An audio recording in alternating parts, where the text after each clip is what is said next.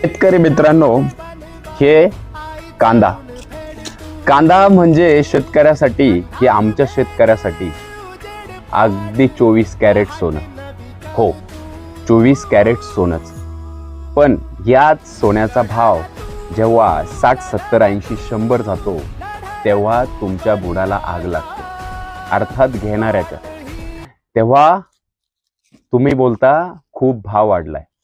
आणि आज ह्या कांद्याचा भाव 2 रुपये किलो विकले. सांगा, याचा जर खर्च काढला तर हे 10 रुपये आणि 15 रुपये किलो गेले तरी पण परवडत नाही. आणि जेव्हा 60-70 रुपये जाता, तेव्हा तुमच्या बुडाला आग लागते. तेव्हा शेतकऱ्याचा कोणी विचार करत नाही. आज वाईट परिस्थिती, तरीही आम्ही शेतकरी तग धरून असतो. आमचे आई वडील, आमचे पूर्वज ह्या शेतीमध्ये तग धरून असतात.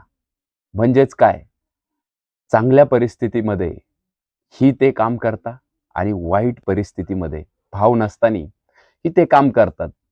हेच तर खरी गोष्ट आहे.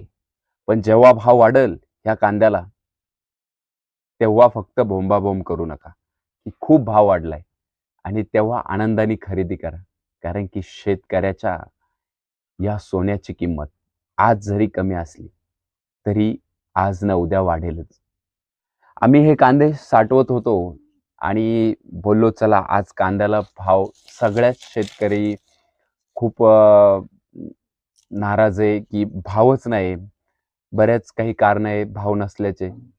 परंतु तरी हे कांदे आता आपण साठवून ठेवणार आहे.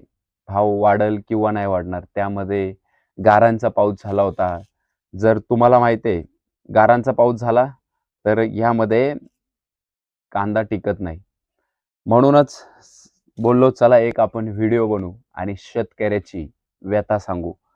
नक्कीच चढ उतार चालू असता, त्यामध्ये हे कांद्यांना आज अजिबातच भाव नाही. परंतु सरकारला तर याचं काय पडलेलं नाही.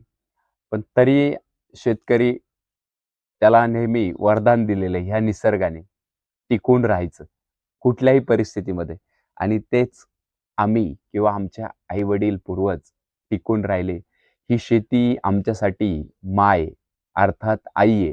ही काळी आई आम्ही जपण्यासाठी तिची मशागत करतो आणि ह्या प्रकारचं सोनं पिकवतो.